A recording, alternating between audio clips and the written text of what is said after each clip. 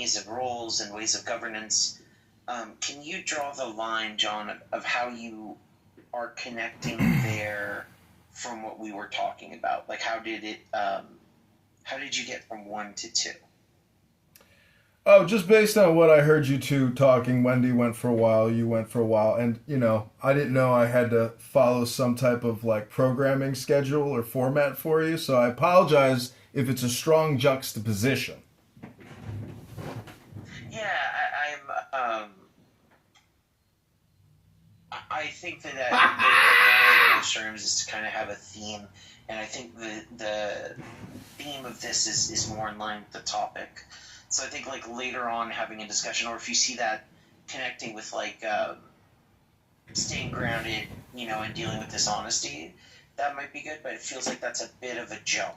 So maybe having discussion. I don't think so. I think it's the bedrock of all of our problems. The fact that we don't have sound moral currency, that we're 40 trillion in debt, collecting 5 trillion and spending 7 trillion a year. That's the basis of what I would consider one of the primary reasons why our society is not exchanging knowledge, why our society is not trading.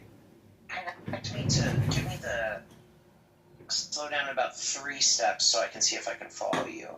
How does being in debt connect to not exchanging genuine information?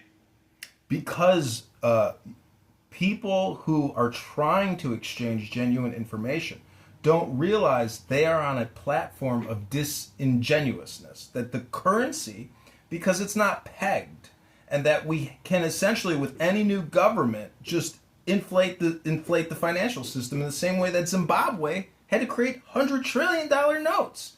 We're doing the same thing that Zimbabwe did, but we're much bigger than Zimbabwe. Gotta go back up.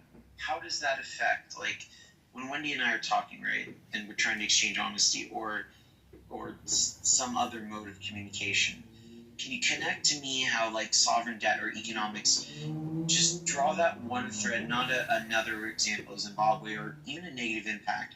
How does truth erode in correlation with, say, sovereign debt?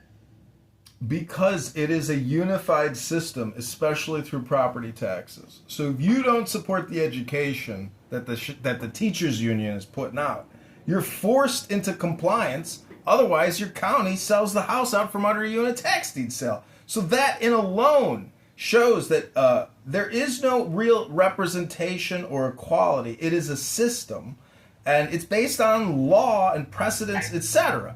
So I'm just trying to give you an example.